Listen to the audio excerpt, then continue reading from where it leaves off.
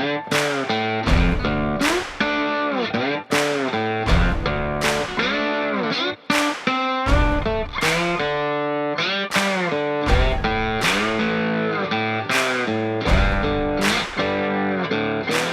I picked up from the local butcher was a fresh tri-tip. They ain't too common over here. I'm the whole opposite end of the country. I live in North Carolina now. California is where these are known to be, you know, one of the big cuts of meat, just like how Texas is known for brisket. I've been looking and looking, trying to find one of these in my butcher shop, gone to other butcher shops, just have not had much luck with it. Finally was able to snag one. Been wanting to do one on the channel. We're gonna do this a little bit different. I know I always say, oh, we're doing things different. We're doing things a little bit more different today. We're gonna first put this baby on the smoker, you know, the old handy dandy pit boss we got over there. We're gonna slice it, dice it, and we're gonna make some grilled sandwiches with these babies. Y'all stick around. You're gonna see what we're gonna do. We're gonna make magic happen, baby. All right, y'all, we're gonna dig into this thing. I'm gonna roll my sleeves up. We're gonna show you how we're gonna trim this baby, and we're gonna season it up. Let it rest a little bit, let the seasoning soak in, and we're gonna toss it on the smoker. Oh, baby. Look at that. That is a sexy piece of meat right there. Oh, yeah. All right. So, we're going to take us a little bit of this fat off the top.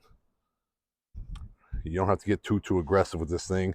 Some people treat them like a brisket. You know, I kind of thought about doing that, but then I was like, man, it's like, you know what sounds so good?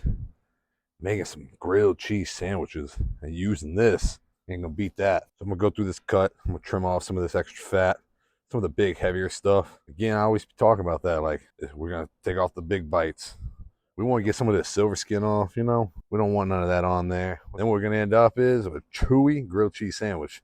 Ain't nothing sound good about that. So we're gonna take that baby off. Be careful not to nick it. You don't want to beat it up too much. And then look at all this nasty junk right there. All that silver skin. That is just tough, baby. We're going to slip the knife underneath there best we can. Might lose a little bit of meat, but you'd rather lose a little bit of meat than end up with some chewy old bite on your sandwich. Look at that. Once you get underneath there, you can just kind of fillet. And again, we're going to lose a little meat, but guess what? It's all right. Man, ain't nothing made me more mad when I'm eating something like this and end up with that bite that you just constantly be gnawing on that thing. Ain't good at all. You could cut off, you know, my butcher kind of screwed me the way they cut this thing. You could cut it off. You could leave it on. I'm not trying to waste too much meat today because I'm already having to trim off a lot because of that silver skin. So we're going to leave it on. It might crisp up a little bit more, but, you know, think about it like a burnt end. It'll be all good. We got some more skin on the backside of this baby. We're going to have to do the same thing. I'm going to hurry up and trim this. We're going to get to it. All right, now, y'all, if I get in too quick with this thing and start seasoning it all up, what we want to do is we want to pay attention to the way this grain shift. What happened is the meat like this, the reason why a lot of people say, I don't like it, it was too chewy. It's just like a brisket, why some people treat it like a brisket. You got to flatten the point. It's the same kind of concept with this baby. We got grain going one way and then the grain go another way over here. What's going to end up happening is when the grain shifts, we're going to want to slice it, right?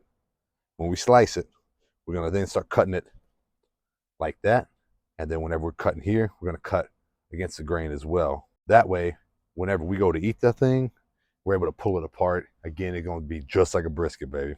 You can kind of see the same thing on the back side of it. We're seasoning up things nice, easy today. We ain't doing nothing too complicated. I don't feel like making no rubs, nothing like that. We're using some Meat Church Holy Cow. And then we're using some Meat Church Gospel. We're not using a binder. I don't really feel like doing none of that today. So we're going to dust a good chunk on here. And then we're going to come back over the top of it. We're going to layer that baby with some of that gospel. We can even crisscross, go the other way. Yeah, buddy. Oh, yeah. Look at there. Looky there. I'm pressing it in. Y'all know me. I ain't got time to wait. I'm busy. So we're going to press that in. We're going to flip to the other side. And again, we're going to dust with some Holy Cow. And then go back over with the gospel. And then we're going to hit the sides. Yeah, buddy. Looky there. When I tell y'all this is going to be delicious, y'all don't even know. All right now, y'all. So y'all see the product. Y'all see what we got going on here. You could, again, if you wanted to, you could chop the tail off. You could fold it on itself, tie it with some twine, tie some string. It don't really much matter. But we're not doing all that. If it get a little crispy, it's still going to get eaten. It's going on a sandwich. I don't think nobody's going to know. Nobody's going to complain about a little bit extra crispy on their sandwich like that if it ends up being what happens. Dust a little bit in there. There we go. Bon appetit. All right, y'all, we don't let this thing sweat it out enough. You know, I told y'all my pit boss got that heat in the center. So we're going to throw this baby on the side. We can do the fat side closer toward it. That way, if anything's going to cook fast, it's going to be the big fat side. Stick our meat probe in. We're going to go into the thick portion of it. Going sideways, get as far in the center as you can. That's going to be where you really want to make sure that it's at that temperature you want to pull it at. We pull in about 120 today. So what I'm going to do is, I'm going to drop it on my Blackstone after, and I'm going to sear it there while I start making my sandwiches. All right, y'all know the deal. We got the Blackstone fired up. We got some garlic, Parmesan, and basil butter. I'm going to slap that baby on the grill. I'm going to cut down these burners. I'm going to use half and half at a time. Ooh, baby. That sizzle is nice. Cut that down just a little bit. Let the butter melt down. And then we're going to grab the tenderloin. We cooked tenderloin in the last video. Golly. After that, we're going to grab the tri-tip. We're going to throw that baby on here. We're going to let it get seared all up. Let's see. All right, we're going to see what the top side of that thing looking like. We just flipped it over to show you all. Look at that. That looks dang good. Woo, baby. All right, now, y'all. I told you we were going to slice the baby up once you got done cooking. And here we are. We're about to get going. Now, like we talked about, the tri-tip splits grain just like a brisket. That happens right about here. So what we're going to do is, wow. Wow, that was tender. That was tender right there. Wow. Very juicy. Very, very juicy. So, before I got sidetracked, I was saying the grain splits. So what we're going to do is, you see how the grain's running this way? We're going to slice against the grain. We're going a little thicker. Whew.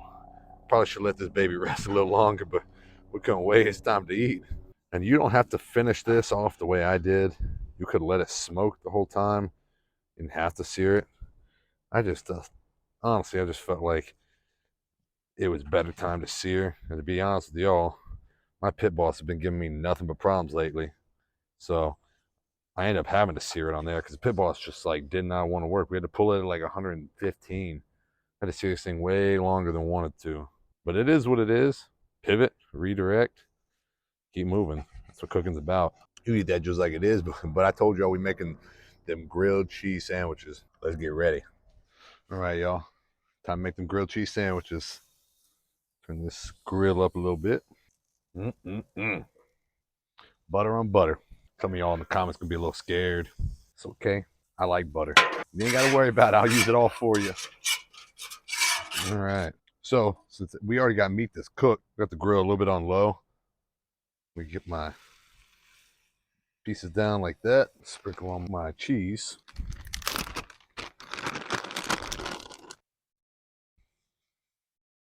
That's cheese. Grilled cheese. Grilled cheese with steak.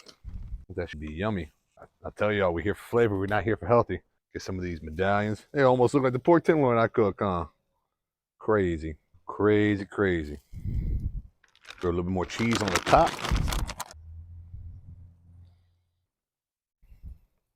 Scoot them a little closer. Put the dome on them. We're going to let them sit like that. When it comes time to flip them, we're going to put the bun, the bread on that side, flip it, grill it, and it'll be time to eat. All right, y'all, like I said, put that side on. Get underneath here. And twist and flip. Look at that. It don't get much better than that. Jeez. Twist and flip. Twist and flip. We got them grill presses. So we're gonna use those. We're gonna let those sit. We're gonna be back. Not much longer. Beautiful that came out. Oof. Oof. Ooh, that crunch. Looky there. Beautiful.